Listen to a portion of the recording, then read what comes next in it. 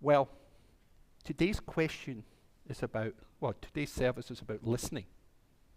Are you good at listening? You're good so far. Do you listen to everyone?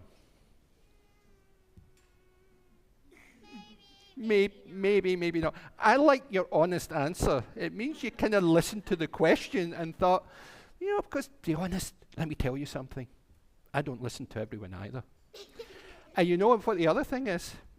Sometimes when I'm listening to people, I'm not really listening to them. You got that? Yeah. Sometimes I'm waiting to reply because I disagree with what they're saying. And I'm going to let them know that they're wrong, they're completely wrong, and they don't know how wrong they are. But other times, I'm listening because I'm listening to something else. Sometimes we can listen, it's called listening with your heart. And you see people's body position, and you see their demeanor, and they just seem a little bit sad. And they might be saying, you ask someone like, how are you doing? And they'll say, fine. And they're not really fine. Well, this story this morning is kind of like, what do we really listen to? And it's about these cousins. And one cousin lives in this small village in this rural part of the country, and this other cousin lives in a big city that's very noisy and there's lots going on. And so the cousin from the village comes in to visit the city. And if you've ever been to the country or a small town, it's very quiet and you can hear lots of things. But you ever go to the city? It's really noisy, there's traffic, there's people pooping horns, there's ambulances going by, and it's really noisy. And the person from this rural town is really kind of overwhelmed by all the noises going on. And so he's walking along, and then eventually they come across this park.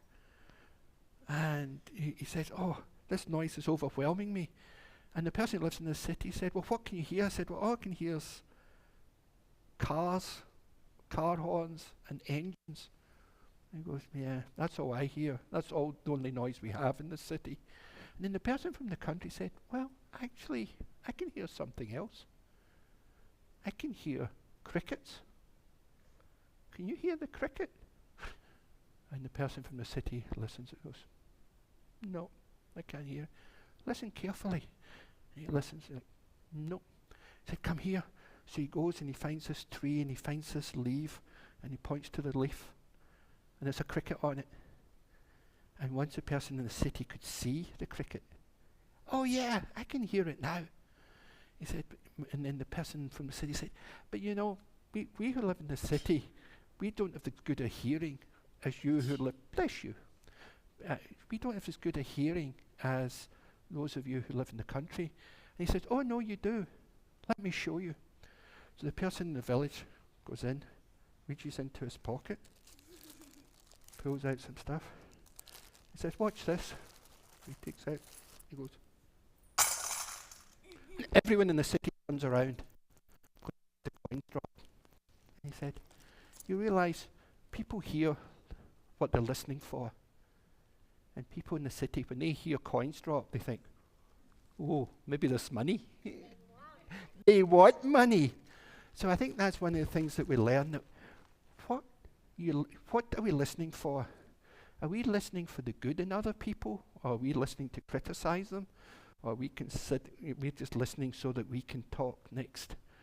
So deep listening is really complicated. So can we really listen to people and really understand who they are, where they are? So you're going to go off to your religious education class now and think, what are you going to listen to? Are you going to listen to your teachers? Are you sure? I'm not so sure. You might be in trouble today. Well, listen to them, and be nice to them, and listen to what they've got to say, because our teachers are great. So thank you very much. It's time for your class now. Enjoy your class. And thanks for listening. Listening to other people beyond our ideology is, I think, mostly about relationship. If someone has an opposite ideology to you, then listening to their politics or their religion likely won't help understand them. As a liberal, I sometimes watch conservative news, and it can seem completely alien. But when I get to know people and their interests, and I think it's easier to see them as interacting in other parts of life. And when I'm talking to a lot of conservative people today that follow these sort of news, I find that I'm talking often with emotions of anger and hurt. They feel betrayed by people, especially by the government, and they often think the worst about people's motives. And that abandonment and hurt, where no one will listen, like in Quentin's song, that makes them lash out. But I also realize that a lot of my ideology comes from my emotions and my relationships, and I can sometimes just use my reasoning to justify those. I'm blessed and privileged in a lot of my life. I've good marriage, I've a supportive family, and so one of the best ways that I can reach out to people who are less privileged is to get to know them as real people and get to know them through interaction.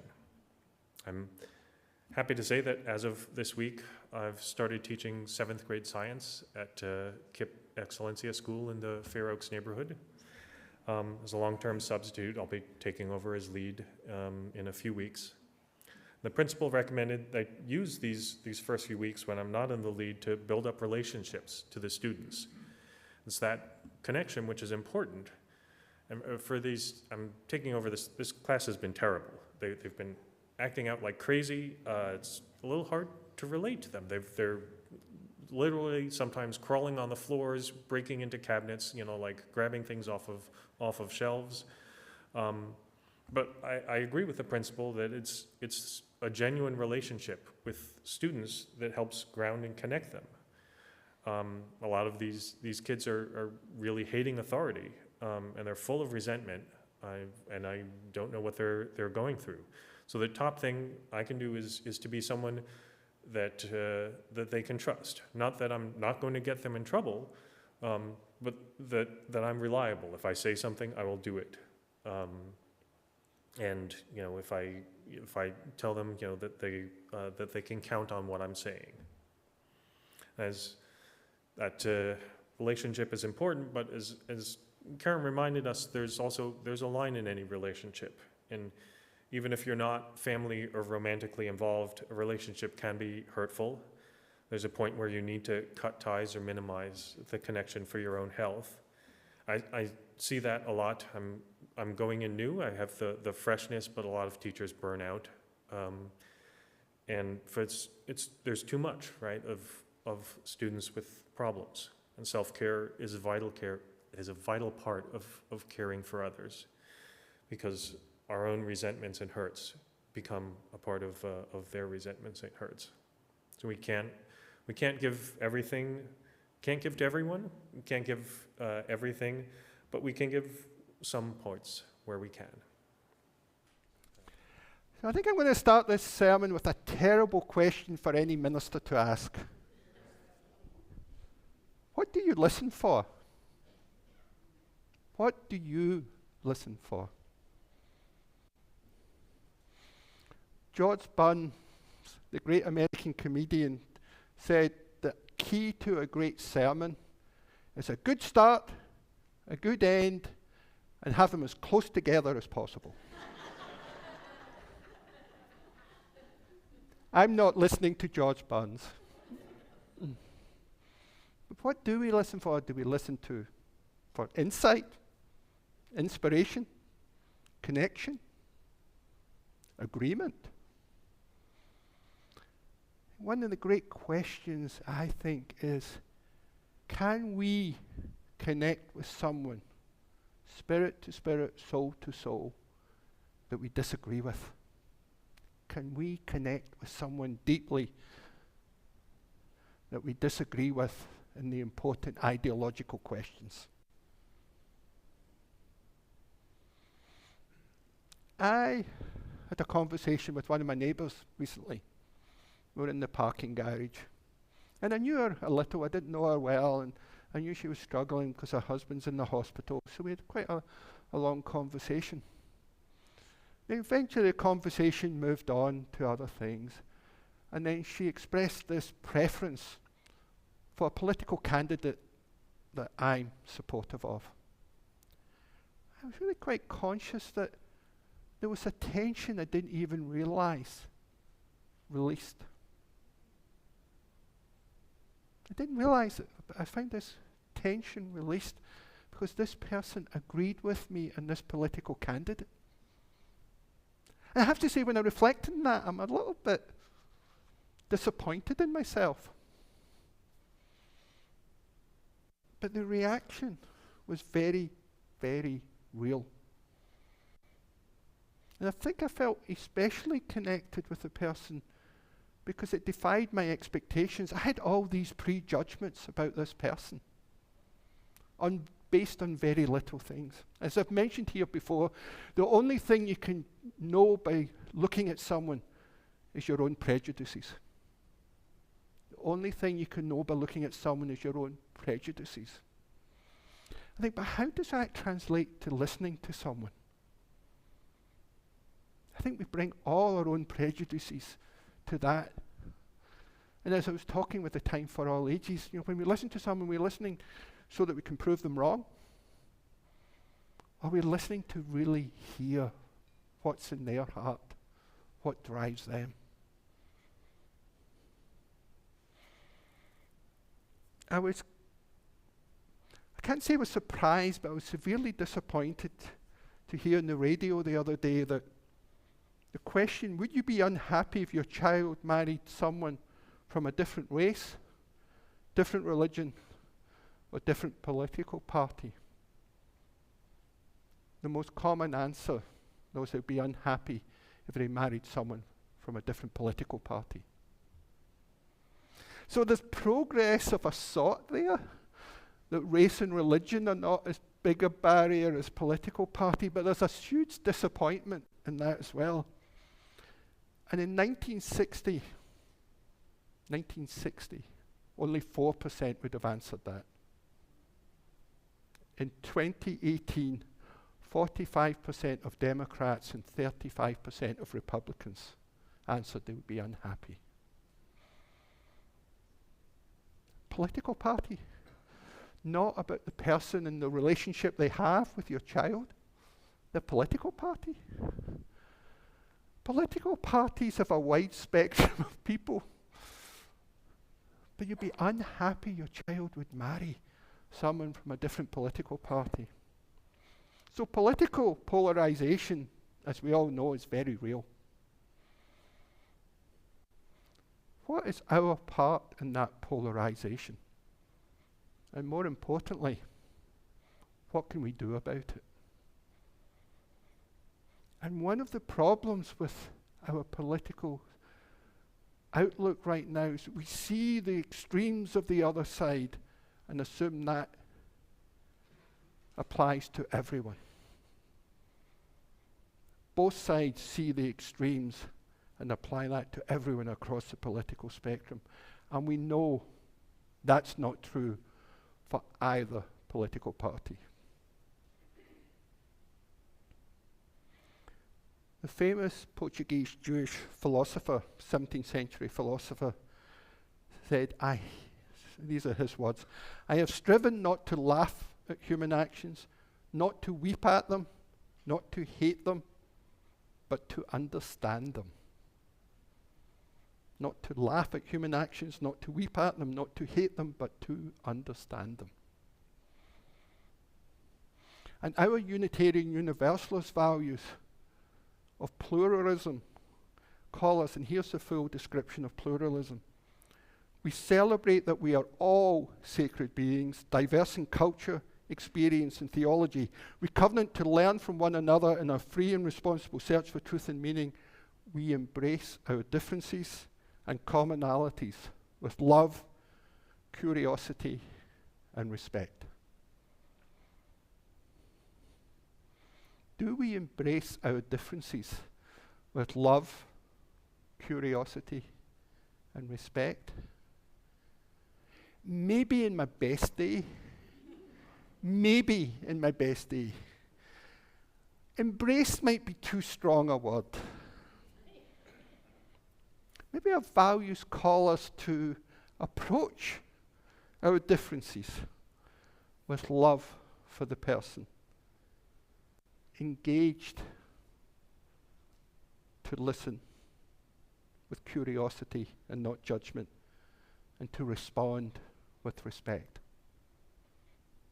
Love for the person we are engaged with, listen with curiosity, and respond with respect. That would be transformational for our country if we did that. Do we? Can we? What's stopping us? The actor and writer Benjamin Mathis says, hear the biography, not the ideology. Hear the biography, not the ideology. When someone has he goes on to say, when someone has a point of view we find difficult to understand, disagreeable, or even offensive, we must look at the circumstances the person has experienced that resulted in their point of view. Get their story, their biography, and you'll open up the possibility of an understanding that transcends disagreement. And when you find yourself in disagreement, ask one question. Will you tell me your story? I'd love to know how you came to that point of view. Will you tell me your story? I'd love to know how you came to that point of view. And I invite you all to think of a time where you heard someone's story and it shifted your perspective, altered your worldview, opened up to a new way of thinking. I want to share you a story from my own life which shifted my perspective. It was Christmas Eve 1982. I know it's hard to believe, but I was alive in 1982. In fact, I was in my transitioning between my third and fourth year at college. And 1982 was a complex year for many of us young men in Britain, because that was the Falklands War. And being a student in my last year, we were worried about conscription. And like a good lefty, I was not very keen on joining the military. And myself and some of my friends went to a Christmas Eve service at the local Presbyterian church. Now this was a midnight mass. So I think our courage from what's about to happen maybe came from having been at the pub beforehand. But we went to the Christmas Eve service because one of my friends, good friend Christine, she was a member of the church. And it's a church I had attended for many years. And I knew the minister. And as a former minister, I can't believe what we did. After the Christmas Eve service, which finished at 1 o'clock, we asked to meet with the minister. And he said yes. I would never say yes at 1 o'clock in the morning to meet with anyone. I have never yet apologized to him. I really should.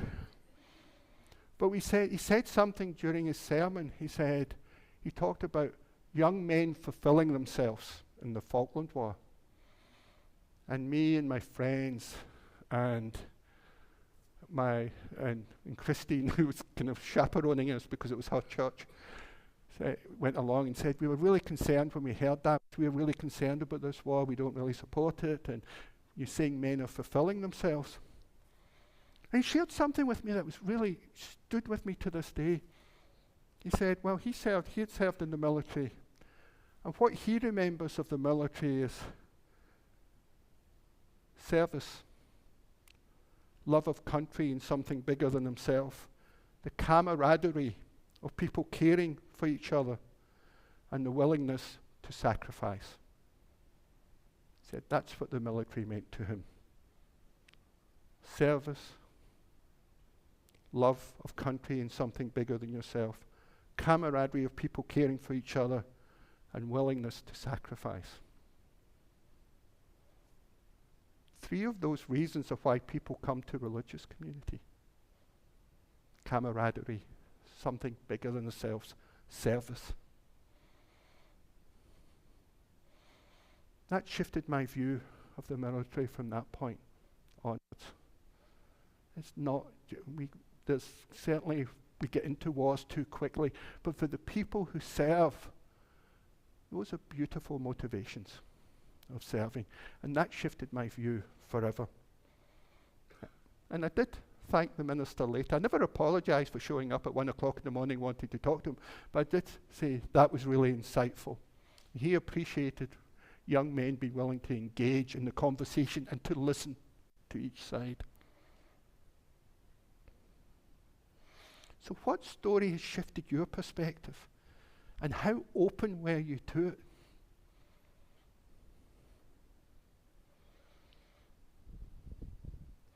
So when we ask people about their story, we have to be prepared to listen to it and to be open to change.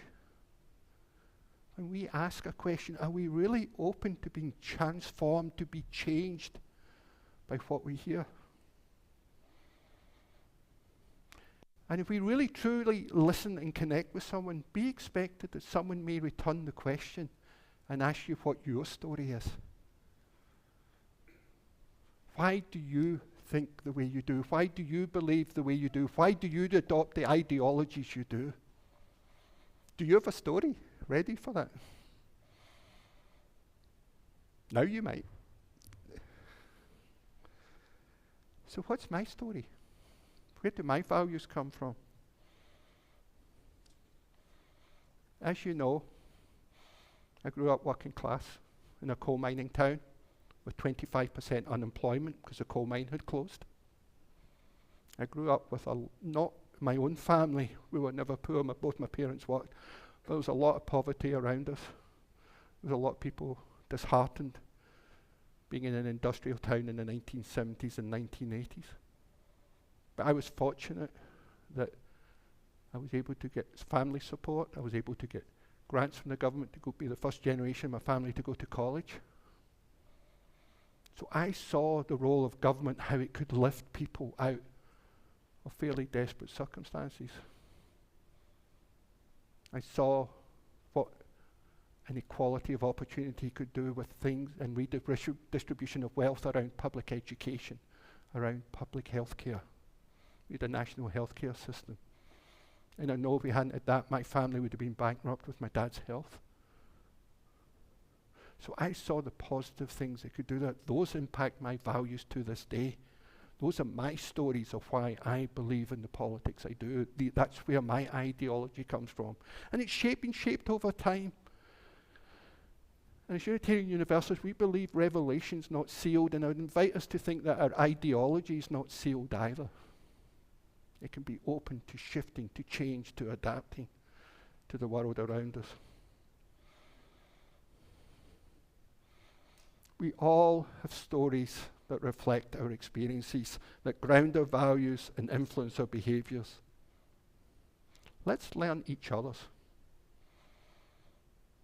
especially those who we have differences with. And a lot of this framing for this service has been around the ideology, particularly related to politics.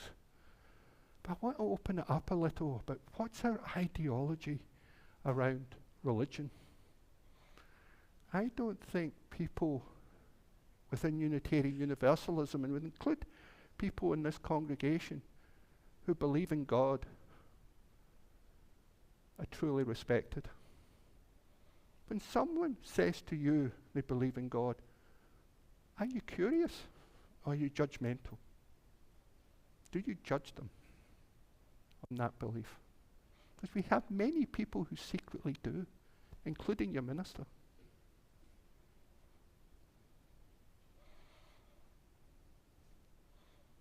We also have many people who identify as Christians. And it feels sometimes in Unitarian Universalism that the only religion we can make fun of is Christians. Now, I can be critical of aspects of Christian religion, but I'm never critical of Christians. I critique Unitarian Universalist religions, so it's only equitable to critique others. But do you have judgment? When someone says they're a Christian Unitarian Universalist, do you ask them, could you say more about that? Tell me your story. And I did that with a congregant in San Francisco one time. I said, now you're Jewish, but you identify as a Unitarian Universalist Christian. Why do you practice Christianity within a Unitarian Universalist context? And he said to me, I believe that God is bigger than Jesus. I believe that God is bigger than Jesus. That's a beautiful answer. So ask these questions. And I think we can start practicing, maybe going out, talking to people with different political ideology as we step into the election is going to be a step too far. Talk to each other about their real religious beliefs. What grounds them? What's their story that makes them a Unitarian Universalist, be a Unitarian Universalist? Buddhist, Christian, agnostic, pagan, Jew, Muslim, Hindu. What makes them? Ask them the story. Let's have deep, meaningful conversations about our faith. And once we can do that, we can practice there and then move to politics, which is a whole different game. You might want to wait till after the election. That choice is yours. And with any question, are you open to changing your mind? Or is it not really a question? Is it a passive-aggressive way of making a point? Is it a true question? Is it really open to connecting to the person's story, to the person's biography, understanding their ideology, and keeping your conscience and discerning whether you agree or not? I want to finish now with a blessing. It's a blessing for my colleague, Reverend Joe Cleveland. It says, may we be a people of deep, committed listening. A listening that leads to healing. A listening that leads to wholeheartedness. A listening that helps us to grow in compassion. A listening that helps you discern an action for justice making that you can make. A listening that nurtures the self-change you seek. May you find the practice of listening to be a blessing for yourself, and may your listening be a blessing to others. Listen.